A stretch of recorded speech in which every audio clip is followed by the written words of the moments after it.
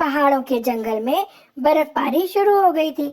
वहीं पहाड़ों के पास जंगल में नैना चिड़िया अपने भाई बहन और अपने सौतेले माँ बाप के साथ रहा करती थी। सौतेली माँ उसे बहुत परेशान करती। नैना चलो निकलो, मैं तुझे नहीं रख सकती। और नैना की माँ ने उसे धक्के मारकर घर से निकाल दिया। माँ, बहुत बर्फ गिर रही है, बाहर बहुत ठंड हो रही है, मुझे ठंड लग रही है, मुझे आज सोने दो, कल हम तीनों चले जाएंगे। ए चंपक, तू भी निकल यहाँ से। और रिमझिम चलो निकलो। तुम्हें क्या अलग से बोलना पड़ेगा? मैं तुम्हें नहीं रख सकती। चलो, तुम्हारे पापा बाहर गए हैं 2 दिन के लिए, और उनके आने से पहले बिल्कुल भी मत आना यहाँ पे। नैना की माँ ने उसे घर से धक्के मारकर बाहर निकाल दिया। दीदी, वो देखो सामने दीदी बैठी है। नैना दीदी, आप क्यों रो रहे हो? बहुत ठंड लग रही है। नैना कुछ नहीं बोली। नैना बहुत उदास थी। दीदी, आपको बहुत ठंड लग रही है क्या? नैना बोली रोते रोते। दीदी, आप क्यों रो रहे हो? मैं तुम दोनों के लिए कुछ भी नहीं कर पा रही, इतनी ठंड और बर्फ गिर रही है। नैना आग जलाकर बैठी थी। हम क्या करें? दीदी रो मत, हम कोई अच्छी सी जगह ढूंढते हैं। माँ ने तो हमें घर से निकाल दिया। हाँ, अब हमें उस घर में नहीं रहना। वहाँ पर तो बहुत दुख देखे हैं हम तीनों ने। माँ दिन भर हमसे काम कराती थी। चंपक बोला। माँ तो मुझे सुबह से खाना भी नहीं दिया। क्या? नैना बोली, तुमने सुबह से कुछ नहीं खाया? हाँ दीदी।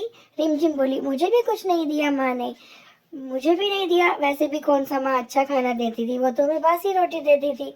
चलो, आज वो भी नहीं मिली, हम चलकर कहीं खाना ढूंढते हैं।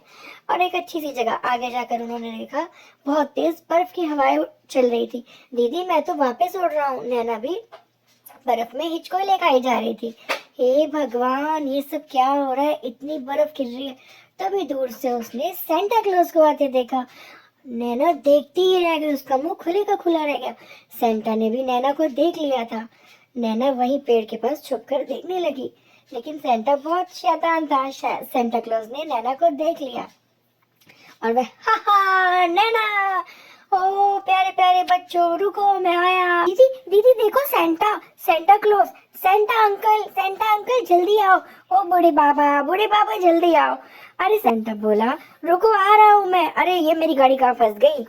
ओ चिड़िया ने बच्चों, तुम यहाँ बर्फ में इतनी ठंडी में क्या कर रहे हो? हमारी सौतेली माँ ने हम तीनों को धक्के मार के घर से निकाल दिया। अब हमारे पास कोई घर नहीं है। तभी सेंटा, बस कोई घर नहीं है।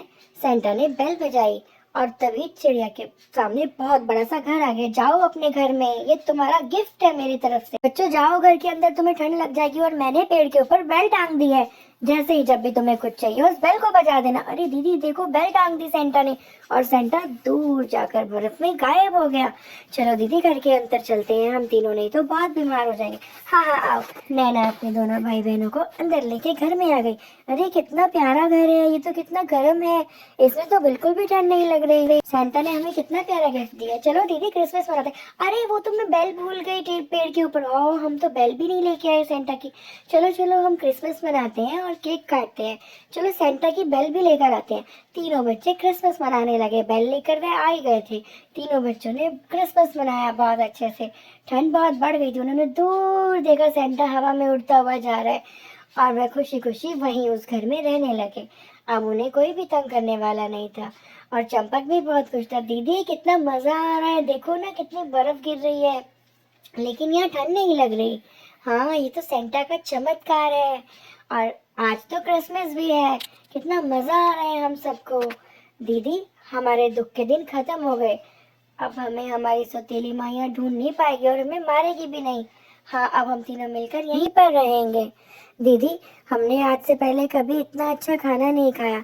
आज हम तीनों ने पेट भर के खाना खाया है। ये सब सेंटा क्लॉज ने किया है, हमें उन्हें थैंक यू बोलना चाहिए। और तीनों बच्चों ने सेंटा को थैंक यू बोला।